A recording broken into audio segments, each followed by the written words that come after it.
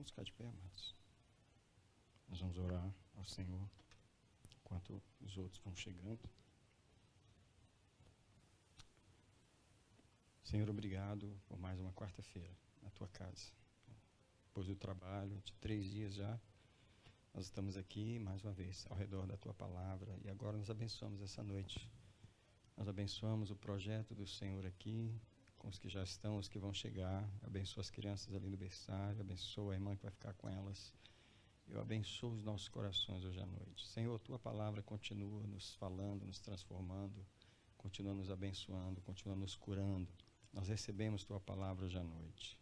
Senhor, nós levamos para o nosso espírito o teu alimento hoje à noite. Eu abençoo esta igreja de Marlborough. Eu abençoo tuas ovelhas reunidas neste lugar, Pai, que elas possam crescer, amadurecer e se fortalecer no Senhor com a tua palavra, e eu te dou graças por isso essa noite. Eu amarro agora, Senhor, todo espírito que rouba a palavra, eu amarro ele no poder do nome de Jesus. Eu estabeleço o domínio do Senhor nessa noite, aqui em Marlborough. Estabeleço o domínio de Jesus sobre os nossos ouvidos, sobre este lugar. Obrigado por isso, em nome de Jesus. Amém. Podem sentar. Os irmãos que estão chegando, sejam bem-vindos.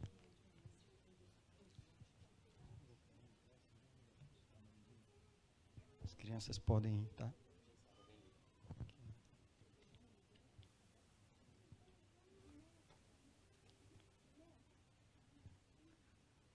Hoje, amados, eu quero compartilhar com vocês esse tema, que é um dos mais importantes do trabalho do Espírito Santo em nós, que é nos acordar, despertar o nosso espírito.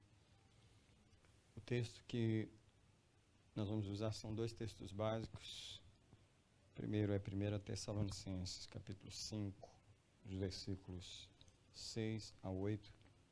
Eu vou estar lendo com os irmãos agora.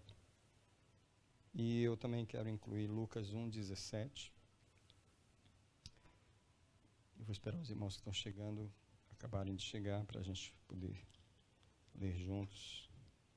Sejam bem-vindos, os irmãos estão chegando. Nós estamos já abrindo a palavra em 1 Tessalonicenses, capítulo 5. Nós vamos ler dos versículos 6 até o 8. O tema da palavra do Senhor essa noite é: acorda-me, Senhor. É uma oração. Acorda-me, Senhor. 1 Tessalonicenses, capítulo 5.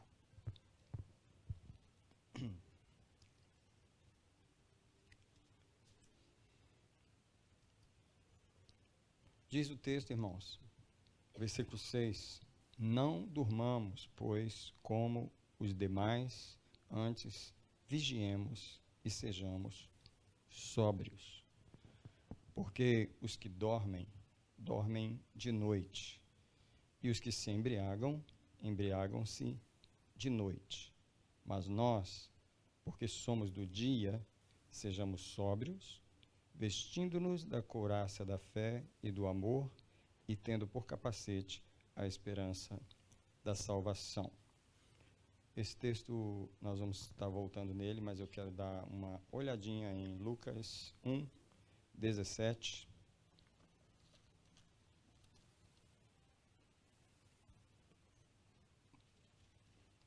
Em Lucas capítulo 1, o anjo está falando com Zacarias, o pai de João Batista, e o anjo diz as seguintes palavras no versículo 17: irá adiante dele no espírito e poder de Elias, para converter os corações dos pais aos filhos e os rebeldes à prudência dos justos, a fim de preparar para o Senhor um povo apercebido.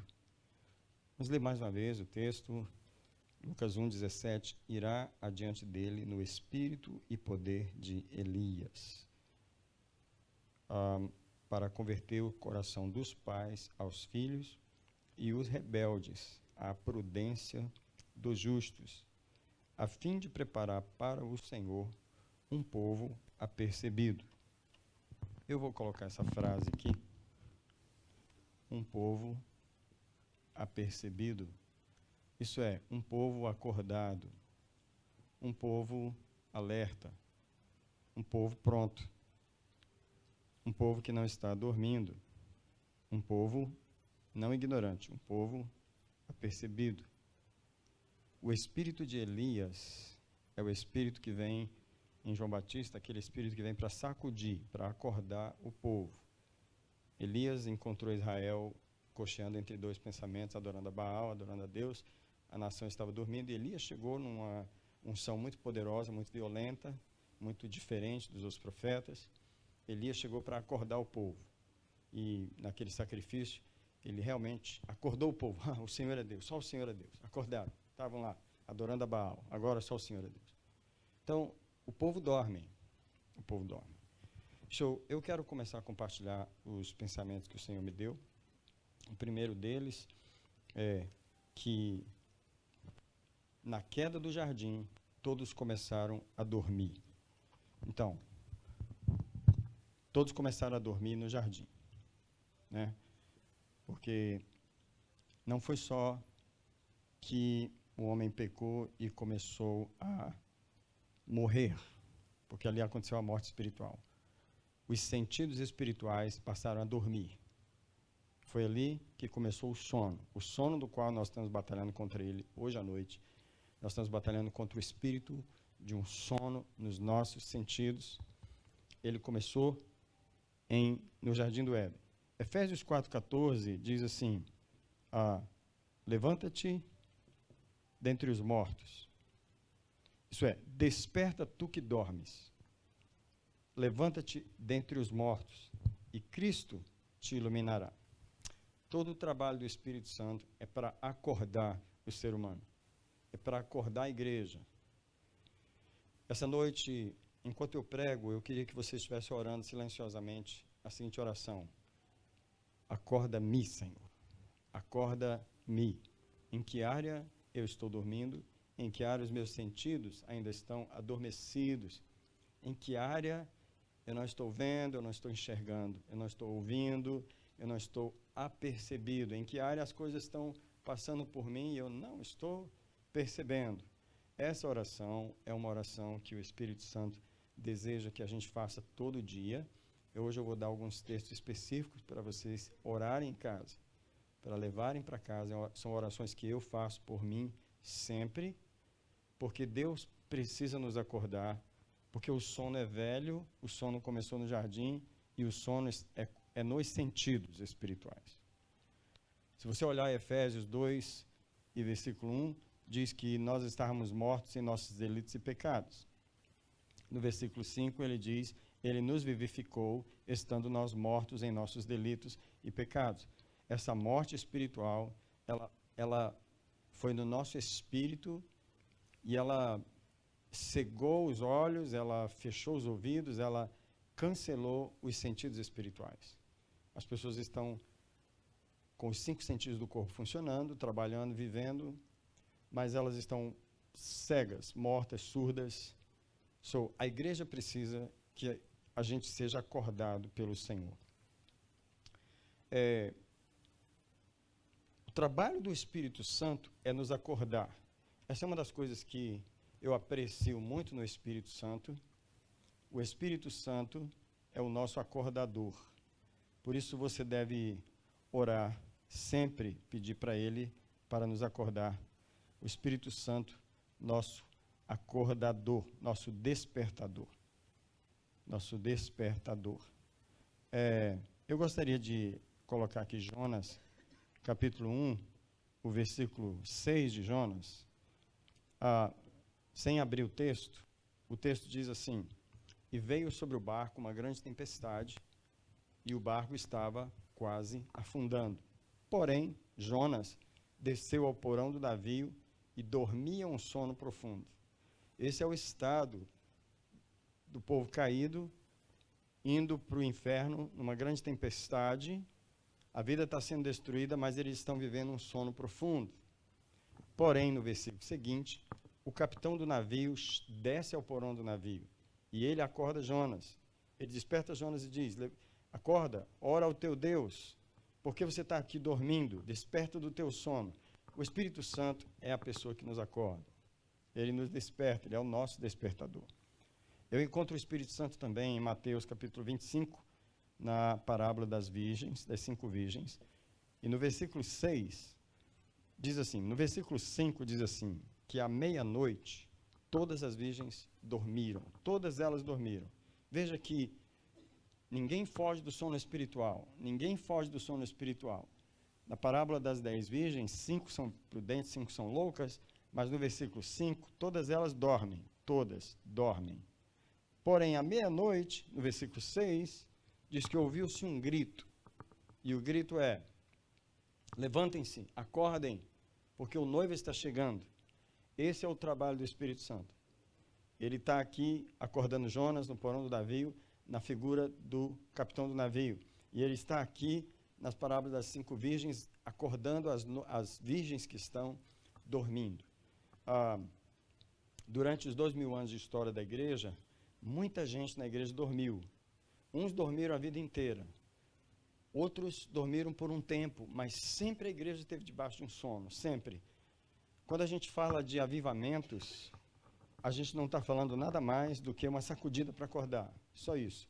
Todos os avivamentos produzidos por quem? Pelo Espírito Santo, ele é o avivador, ele é o despertador, né? Todos os avivamentos que aconteceram, foi o Espírito Santo acordando a igreja. Todos os avivamentos. A igreja dorme. A igreja sempre tem que orar. Acorda-me, Senhor. Em que área eu estou dormindo?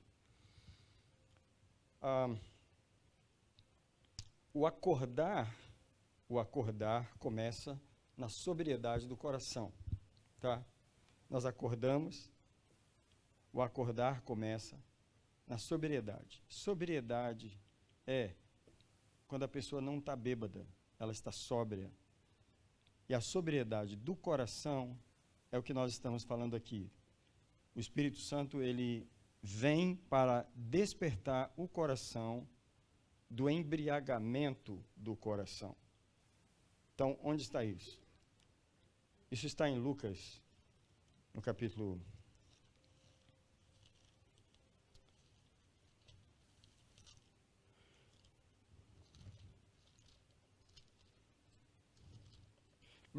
21, 34. Você vê a palavra de Deus mostrar como o coração precisa ser despertado pelo Espírito Santo. E nesse texto está escrito assim: olhai por vós mesmos, não aconteça que os vossos corações se carreguem de glutonaria, de embriaguez e dos cuidados da vida, e aquele dia vos sobrevenha de improviso como um laço. O Senhor está falando sobre a sua vinda, e Ele está dizendo que quando o coração está embriagado dos cuidados da vida, muitos crentes estão assim, e carregado de glutonaria e dos cuidados da vida. Ela não percebe. Se ela não percebe, ela não é esse povo apercebido de Lucas 1,17.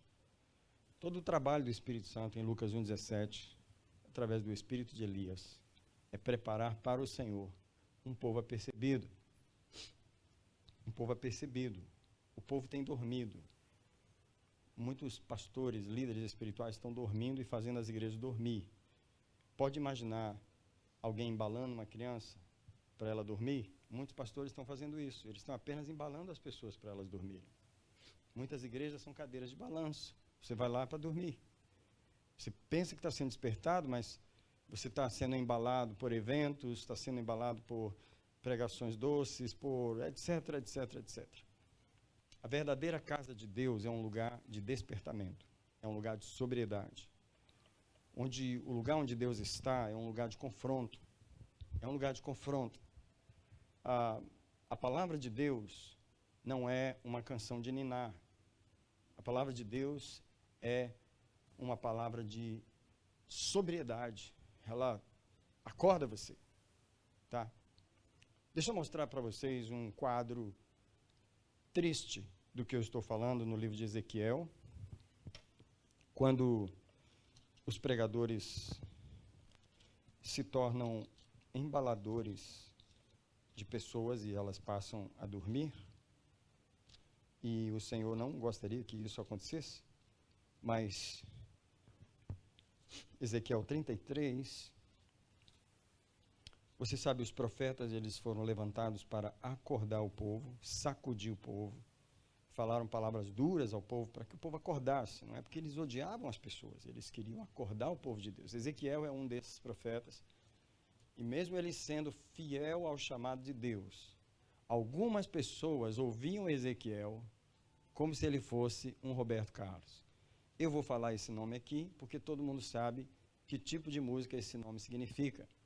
Música romântica, música para embalar você, música para levar você à imaginação das coisas sentimentais. Esse é o que o nome Roberto Carlos significa. Se você ler Ezequiel 33, o verso 32, verso 31 primeiro. Ezequiel 33, verso 31. O Senhor falando com Ezequiel: o povo costuma vir a ti, Ezequiel. Eles vêm te ouvir, eles se assentam diante de ti como o meu povo. Isso é, eles estão vindo à igreja para ouvir a pregação. Eles ouvem as tuas palavras, mas eles não as põem por prática. Pois com a sua boca eles confessam muito amor, mas o seu coração vai após o lucro. Tu és para eles como uma canção de amores, isso é, como um Roberto Carlos. É isso que você é para eles. Você não está sendo como um profeta para eles. Você é para eles como alguém que tem a voz suave, que canta romanticamente, que tange bem, porque ouvem as tuas palavras, mas não as põem por prática. Escuta, muitos de nós aqui é pregador, mesmo que você não pregue constantemente, de vez em quando você está pregando em algum lugar. Todo pregador corre o risco de ser um Roberto Carlos. Isso é, de pregar uma mensagem boa, mas o jeito que você prega, porque você não tem consciência de que está pregando para pessoas dormindo, você pensa que elas estão acordadas, então você prega de um jeito suave. Você prega de um jeito tão suave que elas não acordam. Elas não acordam. Entende? Uma das razões porque eu prego de uma forma intimidadora, e eu sei que quando eu prego você fica assim, me segura, Jesus, esse pastor vai avançar em cima de mim. Eu sei. Eu prego de uma forma intimidadora, porque eu não prego como Roberto Carlos. Eu prego, quando eu trago uma mensagem, você tem que ter um cinto de segurança na cadeira. Você tem que ter, porque você vai ser sacudido do lugar. Porque não é só o conteúdo da mensagem, mas a forma como você entrega uma mensagem tem que ser para pessoas que estão dormindo e você está vindo com o objetivo de acordá-las. Como é que você acorda uma pessoa? Por favor, acorda. Ei, acorda. Ei, acorda. É assim que você acorda uma pessoa. Sabe aquelas pessoas que não gostam de acordar? Você chama, ela dorme, você chama, ela dorme, você chama, ela dorme, você chama, ela dorme. Você tem que arrancar a coberta, jogar um balde de água, derrubar da cama, algo desse tipo. A pregação tem que ser mais ou menos assim. Por quê? Porque o povo, quando eu falo povo, é crentes e não crentes. Todos dormem. Uma coisa que a gente tem que ter na nossa consciência é de que há um sono sobre nós. Há um sono sobre os nossos sentidos. Tá? Se você não tem essa consciência, você não faz essa oração, você acha que está acordadinho, você não está. Só porque está na igreja, está acordadinho, não está. Há uma tendência nossa a dormir, ficar tranquilo, ficar conformado, ficar em paz. Você sabe uma das razões porque Deus sempre permite tribulação, Ele traz problemas. Deus traz problemas. Porque Deus não fez a gente para a gente ficar na tendência da natureza humana, que é, a tendência da natureza humana é, se está tudo bem, você se acomoda em algum lugar, confortavelmente, vai buscando um confortozinho, está tudo bem, você não tem razão para se preocupar, você não tem problema, você não está tendo uma tribulação, você não está tendo uma angústia, você não está tendo uma guerra. A tendência é a sua natureza se acomodar em algum lugar e você parar. É ou não é? Se está tudo bem, é assim. Por que Deus está sempre permitindo vir dá uma soprada lá, dá uma empurrada lá, para nos manter acordados. É a mesma coisa quando você está dirigindo e está com muito sono. O que você tem que fazer? Você tem que inventar alguma coisa. Você abre a janela, liga o rádio bem alto, toma um café, fica batendo a cara e dirigindo. Alguma coisa você tem que fazer para você não dormir, senão você vai cair no sono. Alguém diga comigo, há um profundo sono sobre nós. Você sabe, o sono é espiritual, o sono é do inferno, ele não é de Deus, que adormece os sentidos do ser humano. Há um espírito contra o qual nós estamos lutando essa noite, que é o do sono espiritual. Tá? Então, ele engorda o coração, ele embriaga o coração, e você não pode ver e nem perceber. Você não se torna uma pessoa apercebida. Ok? Agora, deixa eu falar algo chocante para vocês. As pessoas vão acordar. Todas as pessoas vão acordar. Elas vão acordar após a morte. Após a morte. Tá? É claro que eu gosto de ouvir experiência de pessoas que morreram. Eu gosto de ouvir experiências de pessoas que foram no céu e pessoas que foram no inferno. Porque uma das coisas que todas elas falam, você vê que as experiências são verdadeiras, todas falam a mesma coisa. Quando ela chegou no céu, os sentidos se expandiram. Os sentidos se expandiram. As pessoas se comunicam sem palavras. O espírito está aceso, está acordado. Você não precisa de ouvido lá. Você se comunica só por pensamentos. E os sentidos são completamente renovados, são completamente despertados. Se você nunca teve experiência, não acredita muito, queria arranhar um pouquinho a sua incredulidade. Eu tenho um arranhador de incredulidade aqui comigo. Eu tenho um arranhador de incredulidade. Começa a ouvir. Tem muitos testemunhos verdadeiros de pessoas que foram no céu e que foram no inferno. A primeira coisa é que os sentidos acordam. É incrível como que quando a gente está vivo na Terra, a gente está vivo e dormindo. Isso aí é o normal. Poucos momentos da nossa vida na Terra são momentos realmente acordados, em que o nosso espírito realmente acorda. Então, as pessoas geralmente acordam após a morte. Um exemplo de quem acordou no inferno, que eu vou colocar aqui, é o rico da parábola de Lucas, capítulo 16. Lucas 16. E eu queria olhar somente o versículo 24 e 27. No versículo 24, o rico vira para Abraão, ele está no inferno agora. Ele se vira para Abraão com um pedido, que é: manda Lázaro tocar a ponta do dedo. Ele não pediu um copo de água. Preste atenção como os sentidos são aguçados quando a pessoa atravessa a linha da morte. Como ela acorda. Ele não pediu um copo de água. Ele pediu que Lázaro tocasse a ponta do dedo na água e molhasse a língua dele, porque ele estava sendo atormentado terrivelmente nessa chama. As pessoas que já foram no inferno, cujas experiências eu já ouvi, elas falam disso. Eu não sei como que o meu corpo podia aguentar tanto calor, porque não era humano. O sentido, a dor, o calor que eu sentia era muito grande. A minha carne derretia, os demônios derretiam a minha carne, mas ela voltava para o lugar. Isso é, os sentidos são terrivelmente aguçados. Isso é, a pessoa acorda aqui. Se ela viveu uma vida sonâmbula, como todos nós vivemos uma vida sonâmbula, e eu espero que você ore para que não viva, no inferno ela acorda. A segunda coisa que ele falou no verso 27 é: manda alguém na casa dos meus irmãos, porque eu tenho 5 irmãos. Você percebe que a pessoa está completamente lúcida. Ninguém está dormindo no inferno, nem no céu, tá? Se você pensa que as pessoas que morreram em Cristo, elas estão apagadinhas lá, não, elas não estão apagadinhas, elas estão bem vivas na presença de Deus. No lugar onde elas estão esperando a ressurreição, os sentidos estão aguçados como nunca, tá? O exemplo que eu quero dar aqui não é um exemplo muito, talvez eu não lembrei de um verso muito próprio, mas quem acorda no céu, eu gostaria de colocar aqui Hebreus 12:1. Hebreus 12:1 apenas diz o seguinte: que nós estamos rodeados por uma tão grande nuvem de testemunhas, isso é, as pessoas que já morreram antes de nós. É só isso que Hebreus 12 diz. Portanto, nós que estamos rodeados de uma tão grande nuvem de testemunhas. Qual é o testemunho? As do capítulo 11. Todas aquelas que morreram e já foram para o céu. Todos os heróis da fé que já morreram. Essas pessoas formam a nuvem de testemunhas. Nós, no céu, essas pessoas estão vivas, elas estão acordadas. Elas estão atentas. Elas estão atentas.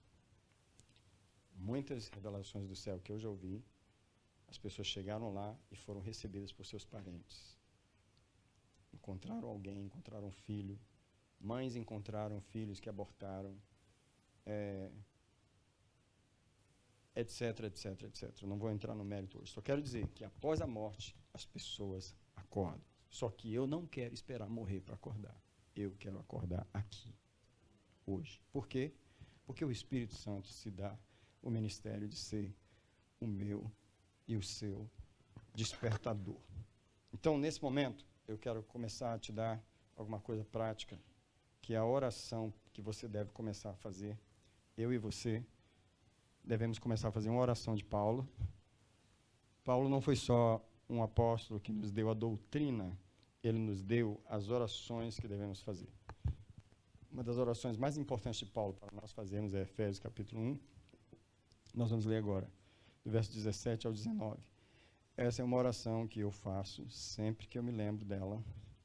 Eu sempre oro esta oração, eu sempre peço isso ao Senhor, no contexto de acorda-me, Senhor. O apóstolo Paulo pediu para a igreja de todos os tempos, não só a igreja de Éfeso, a quem ele escreveu essa carta, mas a igreja de Jesus, que orasse essa oração. Ele mesmo orou esta oração. Efésios 1:17, para que o Deus de nosso Senhor Jesus Cristo, o Pai da glória, vos dê espírito de sabedoria e de revelação no pleno conhecimento dele, sendo iluminados os olhos do vosso coração, para que saibais, para que acordeis, para qual seja a esperança da sua vocação. Há 3 coisas aqui que Paulo espera que a gente acorde para elas. Primeiro, a esperança da vocação, as riquezas da glória, da herança nos santos e a suprema grandeza do seu poder para conosco. Eu vou até listar essas coisas que Paulo espera que nós acordemos. Existem alguns espíritos que Paulo, algumas coisas que Paulo deseja que Deus faça antes disso. Ele pede o espírito de sabedoria, que Deus vos dê espírito de sabedoria. Para quê? Para acordar. Sabedoria nunca vem para fazer uma pessoa dormir. Ela vem para fazer a pessoa acordar. Espírito de sabedoria e espírito de revelação. Esses espíritos, que são a atuação do Espírito Santo, eles não vêm para fazer uma pessoa dormir, eles vêm para acordar a pessoa, sendo iluminados os olhos do vosso coração. E é um espírito de iluminação. O Espírito Santo é o iluminador. Você não coloca uma pessoa para dormir colocando uma luz na cara dela. Se uma pessoa vai dormir, você apaga as luzes. Se você vai trazer luz, é porque você quer acordar. Primeira coisa que você entra num quarto, você acende a luz. Ou você abre as janelas. Já viu nos filmes? A pessoa chegando no quarto de alguém que está dormindo, ele abre as janelas. E a pessoa, fecha a janela aí. Por quê? A luz é para acordar. Para que esse despertamento? Porque tem coisas que a igreja precisa saber. Paulo lista 3 coisas muito importantes. Primeira coisa importante que Paulo lista nesse versículo, que nós precisamos orar. Nós precisamos descobrir, para que saibais, para que você se torne apercebido da esperança, da vocação. A esperança. Eu quero perguntar, alguém aqui já pediu para Deus revelar qual a esperança da vocação? Essa é uma oração que Deus quer que você faça, é uma oração bíblica. É uma oração que está na Bíblia. Você já orou essa oração? Deus quer te dar espírito de sabedoria, revelação e iluminação, para que você saiba a esperança da sua vocação, para que você saiba as riquezas da glória. Essas coisas acordam o nosso espírito. 3 coisas para você pedir: as riquezas da glória, me dá consciência, me acorda para as riquezas da glória. Terceira coisa, a suprema grandeza do seu poder. Escuta, se a igreja acordar para essas 3 coisas, suprema grandeza do seu poder, a igreja realmente vai acordar. Mas a igreja não está acordada para essas coisas. Se a igreja estivesse realmente acordada para a esperança da vocação, para as riquezas da glória e a suprema grandeza do seu poder, a igreja estava diferente. Essas são as orações de despertamento. Essa é uma das principais que nós precisamos fazer. Eu quero seguir na minha aula falando para os irmãos sobre de que coisas nós precisamos acordar. São áreas em que estamos dormindo, vinhos que nos adormecem, dos quais nós precisamos acordar. Só queria deixar no quadro aqui mais um momentinho, um dos textos mais importantes dessa noite, Efésios 1, 17 a 19. Por favor, ore essa oração. Faça esta oração. Eu sei de um pastor que orou essa oração por vários meses. Ele orava o dia inteiro essa oração por vários meses. E por causa dessa oração, Deus começou a revelar o mundo espiritual para ele. Quando a gente valoriza as orações que estão na Bíblia, quando a gente ora o que está na Bíblia, quando a gente pede para Deus o que Deus já deu a inspiração da gente pedir, eu falo para os irmãos, orem a palavra de Deus. Às vezes a pessoa fica dizendo, eu não sei o que orar. Bem, você não está lendo a Bíblia. Se realmente você não lê a Bíblia, você não sabe o que orar. Você vai ficar orando suas circunstâncias e seus sentimentos. Você tem que orar a Bíblia. Lá estão as orações que Deus quer operar em nós.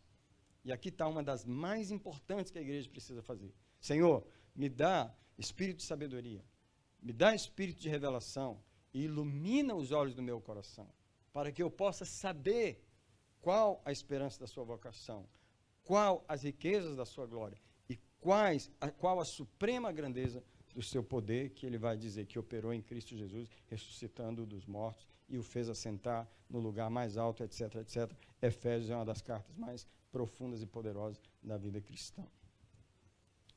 Eu comecei essa aula dizendo que a igreja dorme, o sono começou no jardim, que se não for o Espírito Santo para nos acordar, como acordou Jonas, a gente fica dormindo. O trabalho do Espírito Santo é preparar para Deus um povo apercebido. Deus não quer um povo dormindo, Deus não quer um povo que não percebe o mundo espiritual. Uma das coisas mais tristes para mim é descobrir que os crentes não sabem o mundo espiritual, eles não percebem, não discernem. Não discernem o mundo espiritual, entendeu? Então o Senhor quer nos acordar para essas coisas. Agora, eu, com pena, vou ter que apagar isso aqui, mas eu quero colocar aqui agora as coisas das quais nós precisamos acordar. Uma das primeiras coisas, um dos primeiros sonos que nós precisamos acordar é do sono da dor. Tá? Todos nós somos embriagados com dor. Todos nós somos embriagados com dor. Tá? O texto que eu vou botar aqui é um texto que eu sempre estou falando nele, que é o Salmo 73, o verso 21 e 22, onde o salmista Asaf, esse salmo é de Asaf, ele diz que quando o meu coração sentia picadas dentro de mim, eu estava sofrendo. Se você está sentindo picadas dentro do coração, você está sofrendo pra caramba. Não precisa levantar a mão aqui, quem já sentiu isso? Todos nós aqui já sentiu picada no coração. Ele fala, eu era como um animal diante de ti. Eu nada entendia. Por quê? Porque a dor não só enlouquece, ela anestesia, ela adormece você. De tanto sofrer, e aqui, o sono, ele traz alguns espíritos com ele, tá? Esse sono, esse espírito, ele traz o espírito de sofrimento, tá? Tem muita gente adormecida pelo espírito de sofrimento, pelo espírito de ofensa. Estou ofendido, isso é, quando eu coloco ofensa, eu precisava colocar uma seta aqui, colocar 50 espíritos aqui embaixo. Porque esse ofensa, ele é um principado que trabalha com muitas ofensas. Mágoa, decepção, tá? Decepção, todo tipo de desencanto, né? Desencanto, todo tipo de entristecimento que a pessoa teve, né? Quem nunca se decepcionou com algo, né? Tudo isso é o trabalho da ofensa. É uma grande parte da igreja, no mundo inteiro, está embriagada com o sono da ofensa. Mas tem a tristeza. Muita gente em depressão tem tragédias, solidão, perdas, esse espírito de dor, ele está trabalhando muito. Deixa eu falar para você, você precisa se livrar da dor. Mais uma vez, você precisa se livrar da dor. Você não pode tolerar a dor no seu sistema emocional, no seu coração, no seu espírito. A dor embriaga você. A dor endurece você. O analgésico da nossa dor no espírito e na alma é o sangue de Jesus. É o sangue de Jesus. Você não pode deixar o seu coração sangrando. Você não pode deixar a sua alma sangrando. Você tem que combater a dor. Tem gente que convive com a dor, aprendeu a viver com a dor, bebe a dor, respira a dor, passa o sofrimento, vive no sofrimento. Nunca encara que o sofrimento é um espírito, nunca enfrentou esse espírito para mandar ele embora da sua vida. Nunca enfrentou o espírito de ofensa, de tristeza. A pessoa está sempre doendo, sofrendo, embriagada com a dor. Deixa eu falar uma coisa para você. Um dos maiores distraidores, um dos maiores soníferos da nossa vida emocional e espiritual é a dor. Não permita a dor morar com você. Não permita a dor dormir com você. Ela te embriaga, ela cerra os seus sentidos. Você com dor, você não vai ouvir a voz do Espírito Santo. Aí você vai dizer, então a igreja não vai ouvir a voz de Deus, porque está todo mundo com dor. Isso é verdade. Isso é verdade. Todo mundo está com dor. Você tem que se livrar da dor. Tá? Eu vou contar mais uma vez, rapidinho aqui, o exemplo das batatas que eu coloquei para cozinhar. Lá em casa eu não cozinho nada, mas eu gosto de comer batata doce. E naquele dia a Gel já estava dormindo, era 10 horas, ela já estava deitada, e eu estava na cozinha, eu resolvi colocar algumas batatas na panela para cozinhar. Só que eu coloquei as batatas, subi para o quarto e fui dormir. E aí, dormi até de manhã. Só que às 3 horas da manhã, o Senhor acordou a Gel e falou para ela, tem algo cozinhando. Não estava queimando, só estavam as batatas pretas. Mas ela acordou, desceu na cozinha, apagou o fogo e não me acordou. Quando foi de manhã, ela falou, você deixou as batatas cozendo. Aí eu quase caí da cama, porque eu não lembrava que eu tinha colocado as batatas para cozinhar. No momento que ela falou, o Senhor me acordou, eu fiquei triste. Vou te falar por quê. Porque eu falei para o Senhor, se você acordou ela, por que não me acordou então? Não fui eu que botei as batatas para cozinhar? Presta atenção, porque isso aqui é muito importante. Isso aqui é muito importante. E aí o Espírito Santo falou para mim assim, você sabe como que você foi dormir? Aí eu lembrei que naquela noite, o Nicolas, que estava com a idade bem menor, ele tinha tirado a minha paciência. Ele tinha naquele dia, ele me tirou do sério, eu dormi chateado com ele. Eu dormi magoado. Sabe quando uma criança se entristece? Você tolera. Tem uma hora que ela te entristece. Eu apenas dormi entristecido com o Nicolas. E o Espírito Santo falou para mim assim, por que eu ia te acordar? Quem estava com o coração limpo aqui era ela. Quem quer ouvir a voz de Deus tem que se livrar disso aqui. Isso aqui é um distraidor, isso aqui é um entorpecente espiritual. Se livre da dor, não permite a dor viver com você. Um segundo entorpecedor são distrações mesmo, distrações naturais. Agora, por distrações, eu queria colocar aqui a vida, tá? Distrações. Irmãos, a vida, e aqui jovens, adolescentes, crianças, né? Distrações. A vida é um parque de diversão. Para que serve um parque de diversão? Para te acordar? Para te distrair. A vida é um parque de diversão. Tem carrossel, tem montanha-russa, tem casinha de pipoca, tem lugarzinho para brincar de tiro ao alvo, tem roda gigante para subir e ver lá de cima. A vida é um parque de diversão. Por que você acha que não tem muita gente servindo a Deus? Porque elas estão ocupadas aqui, elas estão se divertindo, elas estão tentando ter o fun, porque a vida é um grande parque de diversão. Deixa eu dizer para vocês, não é fácil se livrar desse vinho, não é fácil. Eu vou tocar num dos vinhos mais fortes aqui, que a gente precisa pedir ao Senhor, que nos guarde a nós e guarde os nossos filhos, que é o amor ao mundo, tá? Você pensa que o mundo, às vezes nós estamos aqui na igreja, mas talvez nós que estamos aqui na igreja, agora eu vou olhar para vocês. Agora eu quero que vocês olhem para mim. Porque vocês estão na igreja hoje, mas teve um dia que você não estava. Teve um dia que você era isso aqui, ó, amante do mundo. E como você amava o mundo? Eu não quero lembrar aqui tempos ruins, mas ei, você já amou o mundo. E você sabe como você amou o mundo. Eu quero levar os irmãos para 1 João, primeira carta de João, lá perto do Apocalipse, o capítulo 2. Nós vamos ler do verso 15 ao 17. O mundo não é uma coisa tão fácil de se livrar dele. Ele é uma coisa muito poderosa, ele é uma coisa muito forte. Se ele não fosse tão forte, havia mais pessoas na igreja servindo a Deus. Mas primeira carta de João, o apóstolo diz, verso 15, não ameis o mundo, nem o que no mundo há. Se alguém ama o mundo, e muita gente ama o mundo, viu gente? Tem muito crente que ama o mundo. Deixa eu te falar, nesse momento, nessa fase da igreja, lá em Chelsea, chegaram algumas pessoas novas do Brasil, algumas famílias novas, está chegando muita gente do Brasil.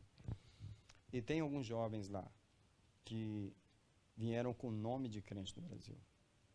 Mas chegou aqui na América, eles estão no mundo. Tinha uma jovem no culto domingo, mas aquela jovem está no mundo. Ela estava sentada no primeiro banco, ela estava com a Bíblia aberta. Ela é irmã de uma membro da igreja, mas ela está no mundo. O coração dela está no mundo. A irmã dela reclama para mim da hora que ela chega em casa. Ela passa o fim de semana na rua. Ela chega em casa segunda-feira. Ela sai sexta e volta segunda. Ela não fala para onde vai. Ela está no mundo. Ela está no mundo. Ela está aqui, ó. Ela está no amor ao mundo. Esse aqui é uma das maiores distrações que existem, porque o que há no mundo, a concupiscência da carne, aqui está, a cobiça, a concupiscência dos olhos e a soberba da vida, isso é, o parquinho de diversão está no versículo 16. Se o mundo não fosse um parquinho de diversões, não tinha isso aqui, concupiscência da carne, que é cobiça da carne, cobiça da vida e cobiça dos olhos, soberba da vida, que não vem do Pai, mas vem do mundo. Essas coisas são poderosamente fortes sobre o ser humano. Existe uma atração muito grande do mundo nas pessoas. O mundo oferece coisas. Eu nasci na igreja, nunca me desviei, não sei o que é o mundo, mas muita gente aqui sabe o que é o mundo. Muita gente aqui sabe o que é o mundo. O mundo é forte, o mundo tem o que oferecer, o mundo prende as pessoas. E o verso termina, o mundo passa e a sua cobiça, mas aquele que faz a vontade de Deus permanece para sempre. As distrações do mundo são uma coisa que Deus precisa nos acordar. Porque mesmo que nós que estamos na igreja, ainda somos tentados pelo mundo. O mundo continua oferecendo coisas para nós que estamos na igreja. Talvez não ofereça mais cerveja para nós, nem cigarro, nem balada. Ele oferece outras coisas hoje. Ele oferece mais dinheiro, mais trabalho, mais, I don't know o que mais.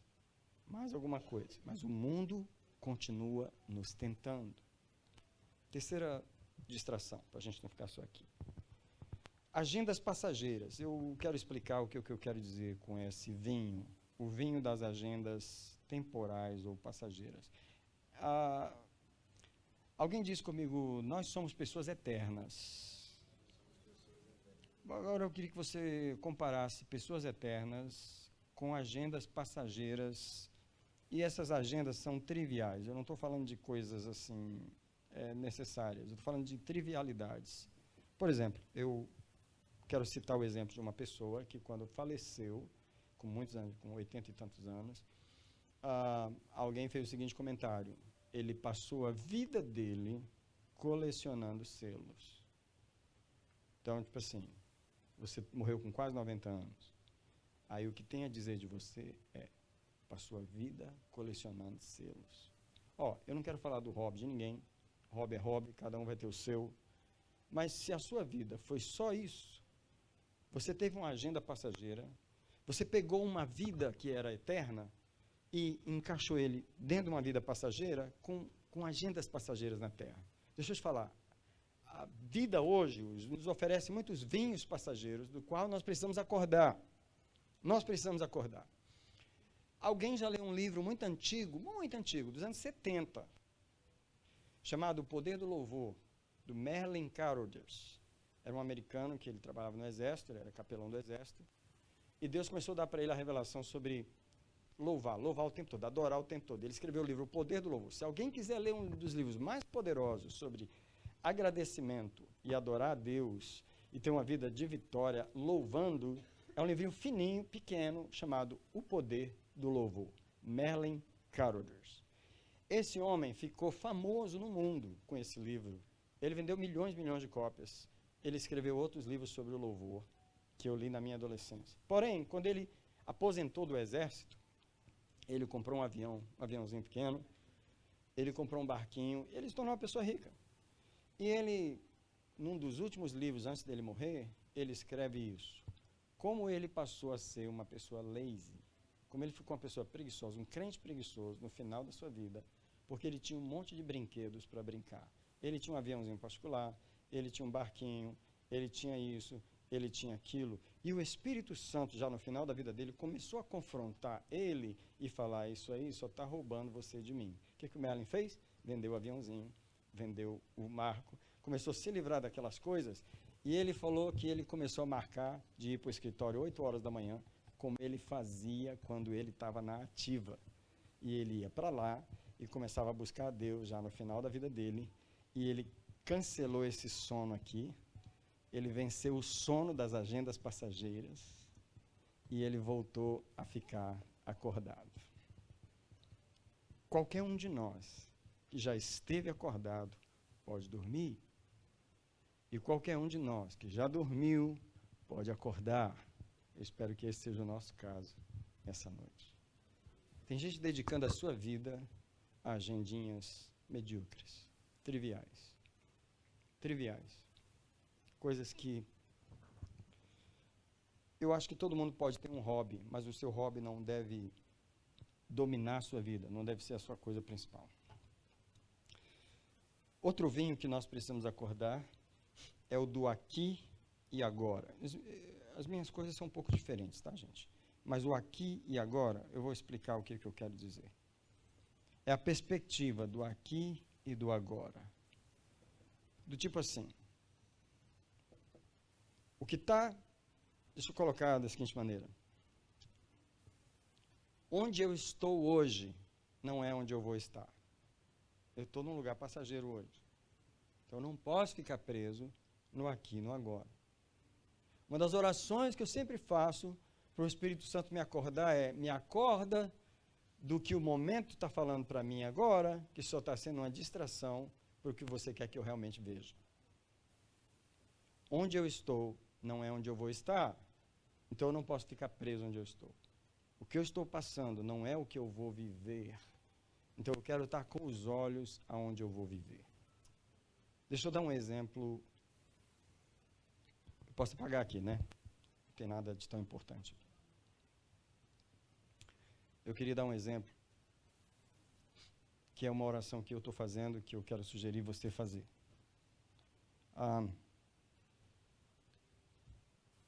Os irmãos aqui souberam que no verão a gente fez uma campanha no monte, lá em Chelsea. Os irmãos foram lá, eu fui uma vez só, mas os irmãos foram 7 semanas subir o monte. Essa questão de subir o monte não é uma coisa, como eu diria, fanatismo. Não é fanatismo, tá?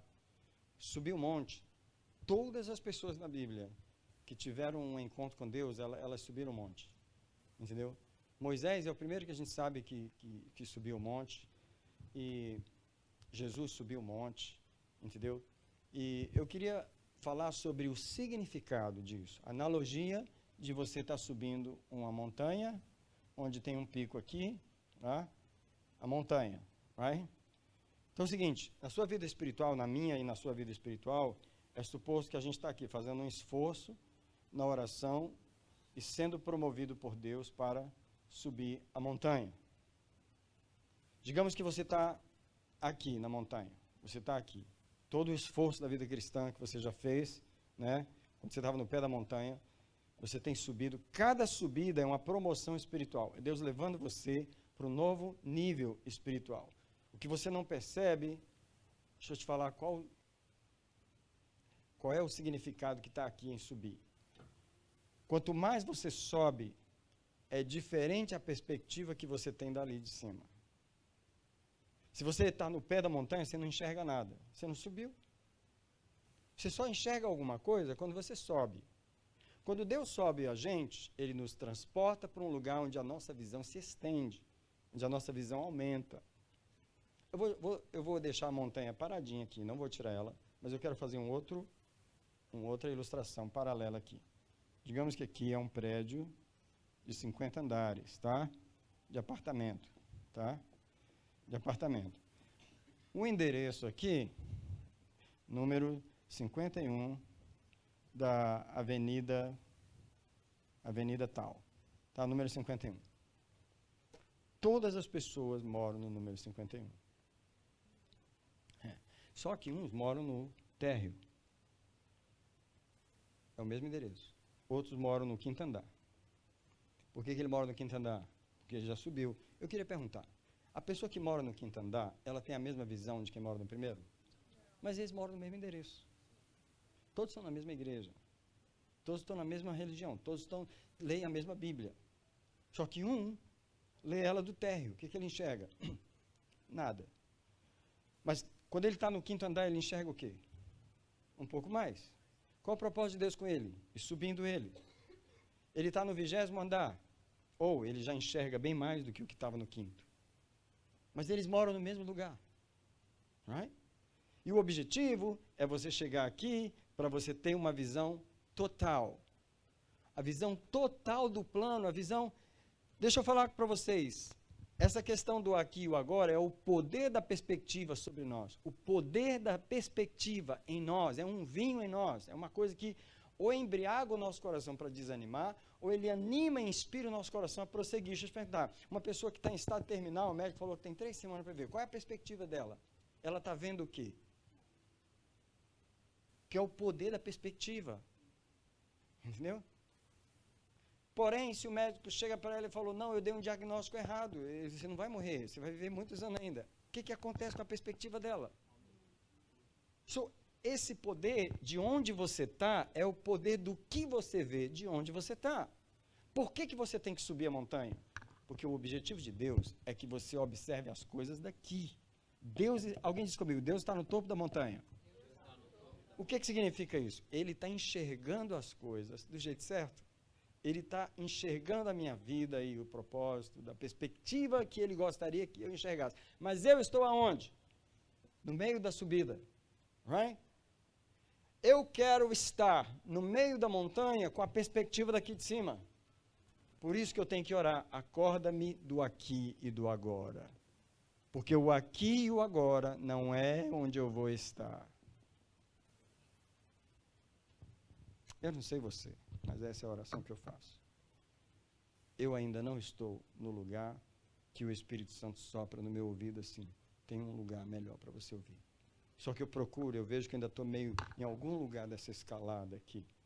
E eu olho diante de mim, eu só vejo uma montanha feia, não estou vendo daqui de cima. E o clamor do meu espírito é, eu quero olhar daqui de cima. Eu quero perguntar, é possível estar aqui com a visão daqui?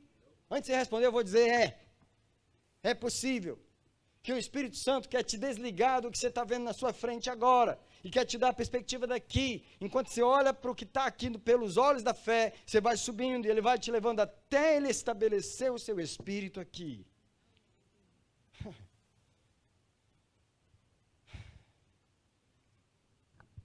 Alguma coisa nos chama para subir. Alguma coisa nos chama para subir. Mas cada um de nós está em algum lugar.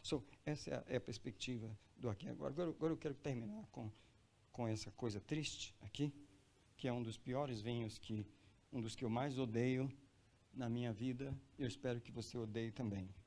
Que é o vinho da minha própria ignorância. Tá? O vinho da minha ignorância. Como eu não sei. Como eu não sei. Eu vou ter que parar porque esse tema, ele daria uma mensagem para a gente discutir aqui. Eu odeio a minha ignorância. A minha ignorância dói em mim. Mas deixa eu dizer para vocês, em muitos de nós ela não está doendo. Ela não dói. As pessoas não sabem e não estão nem aí também. I don't care. Não sei de nada, não enxergo nada, não escuto nada. E também não estou sofrendo por causa disso. Não há uma fome e uma sede, um desespero por causa da ignorância espiritual. Por causa de tanto de coisa que a gente não sabe do mundo espiritual. Eu tenho uma grande dor pela minha ignorância. Eu tenho uma grande dor por esse vinho. Eu quero me livrar do vinho da ignorância. Só para passar por ele rápido, sem falar muito, eu quero levar você a um texto, que é um texto que eu gosto de orar. Veja que eu sempre estou te dando um texto para você orar. Provérbios 2, do verso 1, pelo menos até o 10, onde essa pessoa aqui, ela odeia a sua ignorância, tá? Ou pelo menos a proposta que o Senhor está falando em Provérbios 2 é uma proposta para aquele que odeia a sua ignorância. Ele quer se livrar do vinho da ignorância, o vinho que adormece o seu conhecimento. Provérbios 2, filho meu, se aceitares as minhas palavras. Aí já começa aqui, se a tua ignorância doer em você, né? Porque se não doer, você não vai aceitar. Se entesourares contigo os meus mandamentos. Entesourar é quando você faz uma coisa ser preciosa para você. Entesourar é fazer aquilo ser precioso. Isso já está uma dor aqui. Você entesoura os mandamentos, por quê? Porque você odeia a ignorância. Para fazeres atento à sabedoria o teu ouvido, e para inclinares o teu coração ao entendimento. Você percebe que essa pessoa começa a ter um esforço contra a sua ignorância. Se clamares por discernimento e por entendimento alçares a tua voz. Eu quero parar no versículo 3, porque ninguém que está conformado com a sua ignorância clama. Ninguém. As pessoas não oram e não clamam porque elas estão conformadas com a sua ignorância. Porém, ele diz, se clamares por entendimento. E aqui você pode adicionar Tiago 1,5, que a palavra de Deus diz, se alguém tem falta de sabedoria. Espera aí, esse versículo não devia ser assim. Esse versículo está faltando uma palavra para mim. Se alguém sabe que tem falta de sabedoria. Porque se alguém tem falta de sabedoria, ó, quem não tem? Quem de nós não tem falta de sabedoria? Agora, quem de nós está consciente disso? De tão inconsciente que a gente está, que não está chorando, nem sofrendo por causa do vinho da ignorância. Mas se você clamar por entendimento. Presta atenção, verso 4. Se o buscares como a prata e o procurares como a tesouros escondidos. Você só faz isso quando você está desesperado por isso. Você não busca sabedoria se você está feliz com a sua ignorância. Muita gente vai dormir, muita gente vai morrer feliz na sua ignorância. A pessoa não está sofrendo. E se fizeres tudo isso, então entenderás o temor do Senhor. Então acharás o conhecimento de Deus. Por quê? Porque o Senhor dá a sabedoria e da sua boca procedem o conhecimento e o entendimento.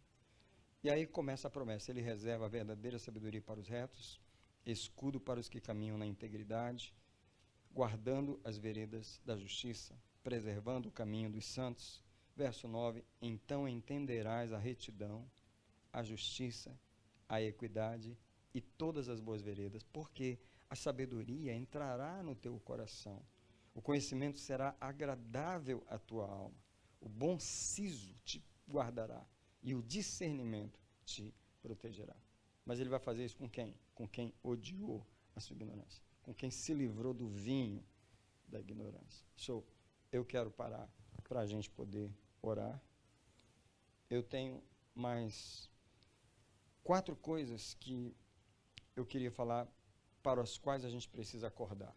Deixa-me tentar falar isso em 2 minutos. A gente precisa orar para perder esses sonos, mas precisa acordar para as seguintes coisas. Você acorda de um sono de um sono. Você acorda de uma coisa. Isso é, você acorda de uma coisa para outra. Para outra. Tá, não estava vendo, estava embriagado. Quando você acorda, você enxerga uma coisa. E isso que a gente precisa enxergar, uma das coisas que a gente precisa enxergar é o nosso lugar de honra na criação de Deus. Eu não acho que nós acordamos para isso. O Salmo 8, o verso 5, diz assim: quem é o homem, Senhor, para que o visites, e o filho do homem para que lhe des atenção? Porque pouco menor que os anjos o fizeste, de glória e honra o coroaste. Eu não creio que nós acordamos ainda para o nosso lugar de glória e de honra na criação. Eu oro para que Deus me acorde para o meu lugar de importância na criação. Porque o que o diabo fala para mim, que eu não sou importante, que eu não valho nada, e que nada do que eu faço tem valor algum, Deus precisa me acordar para essa outra coisa. Que outra coisa? A glória, o meu lugar de glória na criação. Você precisa orar por isso. Você precisa cancelar o sentimento de inferioridade. Você precisa cancelar o espírito de inferioridade. Você precisa acordar para a glória que está em você. Eu tinha que pregar essa mensagem. Só essa mensagem. Essa. Porque em João 17, 22, Jesus diz assim: Pai, eu dei a eles a glória que tu me deste. Espera aí, se Jesus me deu a sua própria glória, onde que ela está? Eu fico procurando ela. Ele me deu, onde que ela está? Ei, onde que está a glória que Jesus te deu? Ele falou: Pai, eu dei a eles a glória que tu me destes. Então presta atenção, nós não somos formiguinhas. Nós não somos coisas não importantes. De honra e glória o coroaste. Nós precisamos acordar para isso. Outra coisa que a gente precisa acordar é para a presença diária de Deus todo momento. Eu queria ler Números 24, versos 3 e 4. Números 24. Números 24. Aí o verso 3, o 4, o 15 e o 16. Porque eu acho fantástico as palavras que Balaão, né, aqui no caso, ele está sendo... Ele foi o profeta que enganou o povo, mas ele está falando a verdade aqui. Olha só as características de Balaão quando ele vai falar a sua parábola. No verso 3, fala Balaão, filho de Beor. Quem é ele? O homem que tem os olhos abertos, aquele que ouve as palavras de Deus, o que vê a visão do Todo-Poderoso. Ele cai e se lhe abrem os olhos. Arão quer quem Balaão foi. Eu quero isso aqui para mim. Arão quer quem Balaão foi. Eu quero isso aqui para mim. Versículo 15. Fala Balaão, filho de Beor, o homem que tem os olhos abertos. Eu digo, sou eu. Fala aquele que ouve as palavras de Deus. Eu digo, sou eu. E ele conhece os desígnios do Altíssimo. E eu digo, sou eu. Ele vê a visão do Todo-Poderoso. E eu digo, sou eu. Que cai e se lhe abrem os olhos. E eu digo, sou eu. Eu quero ser este homem. Eu quero acordar para a consciência da presença de Deus em mim. Por favor. Eu queria fazer uma pergunta para os irmãos nesse ponto aqui. Eu queria que você me dissesse, por favor, algum de vocês, por favor, me diga, algum de vocês. Qual a hora do dia que Deus não está presente? Tipo assim, ele está presente todas aquelas horas, mas essa hora aqui é a hora que ele dá uma descansadinha, ele fica de off, sabe aquela hora que você está de oração? Você fica 1 hora de oração lá, Deus está presente na hora da oração, mas quando você sair dali, ele dá um tempinho. Right? Qual é a hora do seu dia onde Deus tira uma folga? Espera aí, a gente não entendeu isso ainda. Qual a hora? Não, a hora que você está trabalhando. Bisado que é tanto prego para bater, é tanta madeira para cortar, é tanta casa para limpar, é tanto saco de lixo para tirar, que Deus, naquele momento, ele deu pausa. Right? Espera aí, a gente precisa acordar para isso aqui. Se não tem nenhuma hora do dia que Deus tira folga, então onde ele está? Ele está ligado direto o tempo todo. Ele está lá direto o tempo todo. Quem não acordou para isso foi eu e você. A gente precisa pedir para ele nos acordar para a consciência da presença dele todos os momentos do dia. A gente só pensa que Deus está porque eu entrei no quarto e fui orar. Agora eu vou ter que pegar aquele monte de sujeira do lixo que eu vou limpar aquele banheiro que estava, misericórdia, aquele banheiro estava terrível. Esse momento aqui, Deus ficou ali e eu agora vou mexer com essa sujeira aqui. Ei, o Deus que eu conheço entrou comigo dentro daquele banheiro para limpar aquele banheiro que eu estou limpando. Aliás, Ele está limpando o banheiro através de mim. Ei, nós precisamos acordar para a consciência da presença diária de Deus. Eu oro por isso, eu não sei você. Terceira coisa para ir terminando aqui, assumir o nosso lugar de cooperação com Deus. Eu vou colocar uma frase de John Wesley. Eu faço questão de escrever essa frase porque eu decorei ela para mim e gostaria que você a decorasse também. Ó, sem Deus, o homem não pode. Tá? Wesley disse isso, muito propriamente. Sem Deus, o homem não pode. Tá? Mas sem o homem, Deus não faz. Sem Deus, o homem não pode. Mas sem o homem, Deus não faz. É a lei da cooperação. Eu só vou deixar o versículo aqui, que eu estou correndo. 2 Coríntios 6, 1 diz assim. 2 Coríntios 6, 1 diz assim, que nós somos cooperadores de Deus. Quando Deus criou um planeta chamado Terra e colocou o homem nele, uma das leis que Deus estabeleceu foi: eu não faço nada sozinho nesse planeta. Eu faço com ele. Eu preciso da permissão dele, eu preciso da oração dele, eu preciso da concordância dele, eu preciso que ele se alinhe comigo para que eu possa fazer. Eu não faço. Nesse planeta, eu não faço. Salmo 115, verso 16, diz: os céus são os céus do Senhor, mas a terra ele deu aos filhos dos homens. Então, sem Deus, o homem não faz. Nós já sabemos disso. O problema que a gente não sabe é que sem o homem, Deus não faz. Em outras palavras, você tem que cooperar com Deus. Você tem que acordar. Tem coisas que você está pedindo para Deus fazer que Ele não vai fazer, que na verdade Ele está esperando você cooperar com Ele. É só isso que Ele está fazendo. Por exemplo, Ele está esperando você ir lá e falar, Ele está esperando você dar o passo, Ele está esperando você fazer, Ele está esperando você começar, porque você está esquecendo dessa lei. Você tem que acordar para a lei da cooperação com Deus. Tem algumas orações que a gente tem que deixar de fazer. Quando a gente está pedindo Deus para fazer coisas que Ele mandou a gente fazer. Por exemplo, curar os enfermos, ressuscitar os mortos. E a gente está lá orando: Senhor, cura os enfermos. Senhor, ressuscita esse morto. E Deus falou: eu já mandei você fazer. Sem mim, você não pode ressuscitar o morto. Mas sem você, eu também não ressuscito. E a última coisa. A melhor parte da mensagem ficou pro final e eu não tenho tempo. Mas eu vou terminar aqui. Nós precisamos acordar para uma coisa. Para expandir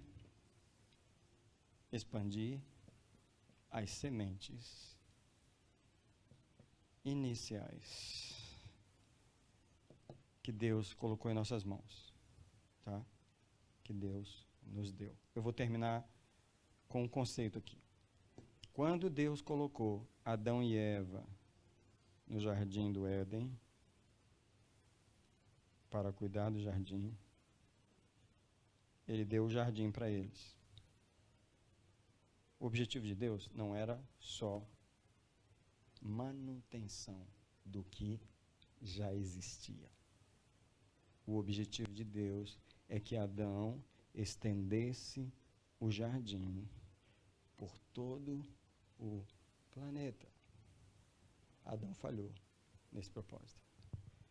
Deus nunca te dá uma coisa na tua mão para ficar só naquilo. É isso aí, acabou. Ele te dá uma semente para você plantar e expandir. Deus deu uma semente na mão de Adão e Eva e falou: olha isso aqui, reproduz isso no mundo inteiro. Eles não fizeram isso. Quando a gente ora aqui na frente, que hoje vai ter de novo, o que eu faço? Eu coloco uma gotinha de óleo na sua mão. Olha para mim. nem eu sabia porque eu fazia isso. Honestamente, nem eu sabia. Porque você faz coisas pelo Espírito Santo. E um dia o Espírito Santo me falou, eu vou te falar por que eu fiz você fazer isso. Quando você coloca uma gota de óleo na mão das pessoas, você está ungindo as mãos, as mãos foram a ferramenta que eu dei ao homem para estender as sementes que eu coloquei na vida deles. Quando você unge as mãos deles, você está potencializando eles para multiplicar aquilo que eu mandei eles fazerem. Nós precisamos acordar para as sementes de Deus que nós precisamos expandir. Muitos de nós estão comendo a semente e não está pensando em expandir nada, multiplicar nada. Está pensando em comer o que você recebeu para você, eu sou o centro. Não, você não é o centro. O que Deus te deu é para você espalhar pelo mundo. Pense nisso. Deus não queria que eles simplesmente mantivessem aquele jardinzinho. Deus queria que eles levassem. Deus poderia ter feito o planeta inteiro como o jardim do Éden. Ele tinha recursos para fazer. Mas ele fez só um pedacinho. Entregou na mão do homem. Falou, agora multiplica isso. Eles não fizeram isso. Nós precisamos acordar para isso. E agora eu vou acordar para terminar, senão eu durmo a noite inteira pregando.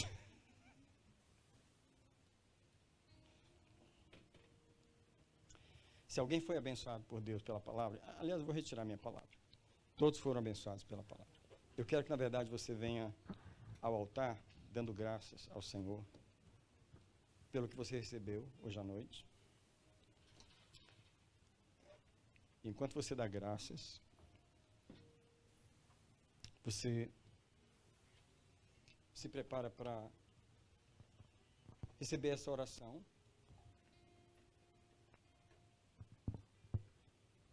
Que é a oração de despertamento do nosso espírito. Você pode vir orando da seguinte forma, Senhor, me acorda. Acorda o meu espírito, desperta o meu espírito. Talvez Deus revelou a você algum sono que está tendo no seu próprio espírito. Sono da dor, manda embora. Sono da distração, manda embora. Sono de atividades, agendas passageiras, manda embora. Sono da perspectiva do aqui e do agora. Você diz, me acorda desse sono. Sono da ignorância. Alguém odiou o sono da ignorância? Então começa a clamar contra ele. Dizer, Senhor, eu renuncio a esses sonos. Eu reconheço que tem áreas da minha vida que eu estou dormindo na ignorância.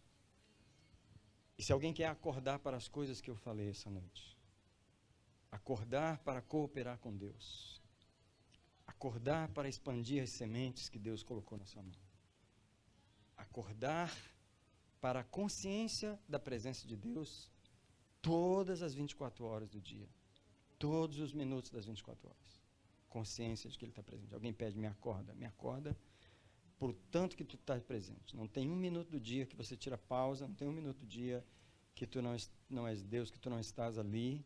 Eu quero estar consciente da tua presença. Quando eu limpo, quando eu dirijo, quando eu como, quando eu durmo, quando eu tomo banho, quando eu não estou fazendo nada, quando eu estou vendo televisão, tu estás ali tanto quanto quando eu estou orando, quando eu estou adorando. Alguém diz, acorda os meus sentidos. Eu oro agora para que os anjos do Senhor que estão aqui venham agora despertar a nossa mente. Venham despertar o nosso espírito do sono, aquele sono que caiu no jardim do Éden, que fez toda a humanidade dormir. Nós renunciamos a esse sono. O sono que a tua palavra diz, desperta do que dormes, levanta-te dentre os mortos, Cristo te iluminará nessa noite. Mais uma vez, eu clamo contra o sono espiritual. Eu clamo pelos sentidos dos irmãos aqui de Marlborough, o sentido de cada homem, mulher, jovem, criança que veio a esta reunião. Eu clamo agora, desperta-nos. Assim como tu desceste ao porão, como aquele capitão desceu ao porão do navio e acordou Jonas. Desperta-nos, desce aos porões da nossa vida, desce aos porões da nossa alma, desce, Espírito Santo, aos lugares onde ninguém falou lá, ninguém nos acordou lá.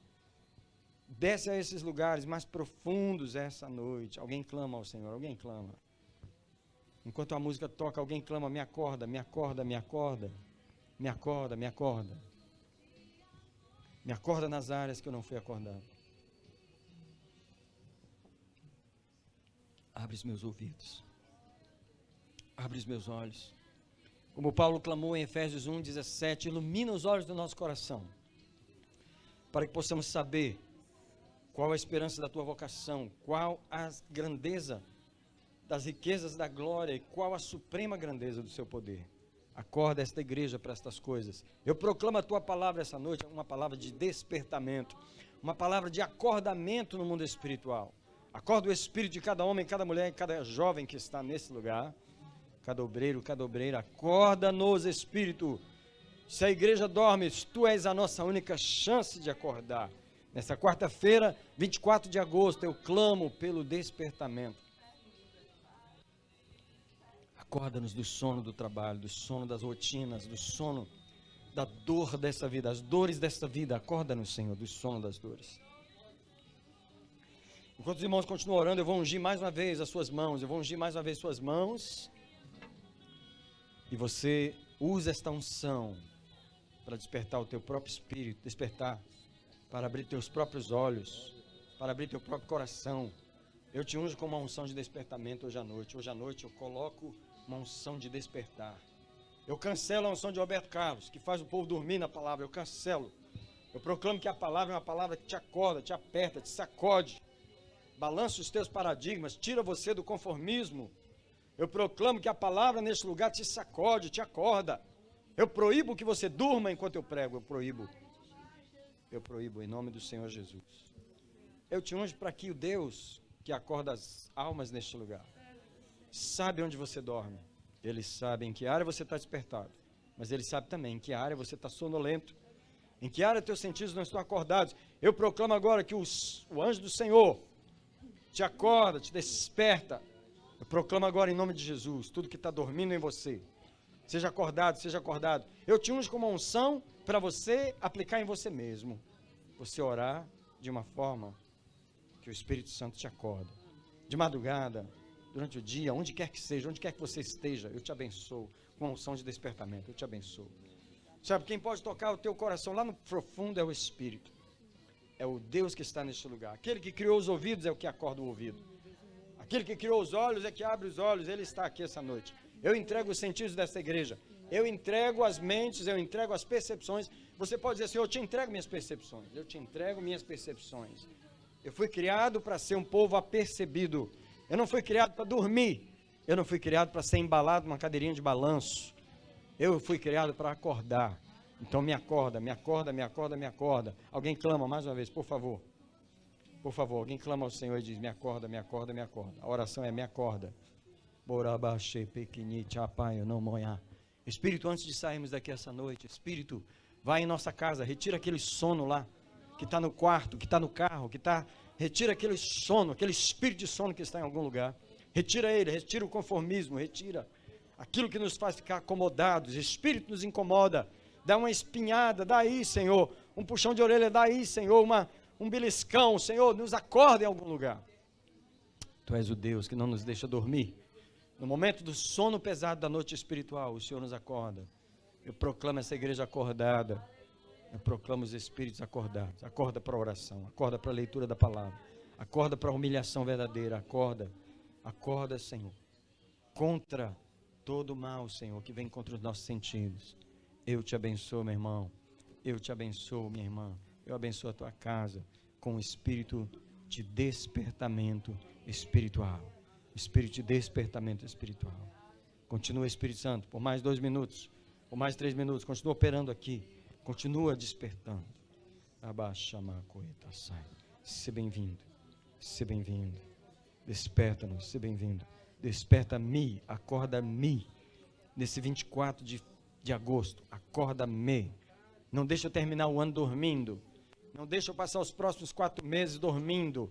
Me acorda em setembro, me acorda em outubro, me acorda em novembro, me acorda em dezembro. Me faz chegar no final do ano acordado, despertado, de pé, alerta, atento, apercebido. Me ajuda a enxergar as coisas que eu não enxerguei.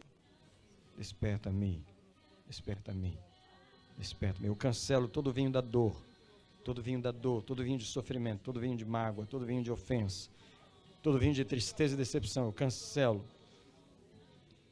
todo vinho que amortece os sentidos espirituais, em nome do Senhor Jesus, em nome do Senhor Jesus. Amém, amados? Prazer ministrar a palavra do Senhor para vocês mais uma vez. Tá? Eu espero estar potencializando a sua oração. Você sabe, irmãos, a gente está aqui para aprender a orar por nós. Tá? Por favor, não se engane, não continue aquela velha vida espiritual. Estamos aqui para acordar. Entendeu? Vou falar para os irmãos uma coisa que eu nunca falei. No segundo domingo que eu vim aqui, um irmão lá de Chelsea veio. Ele só veio nesse dia, ele nunca mais veio.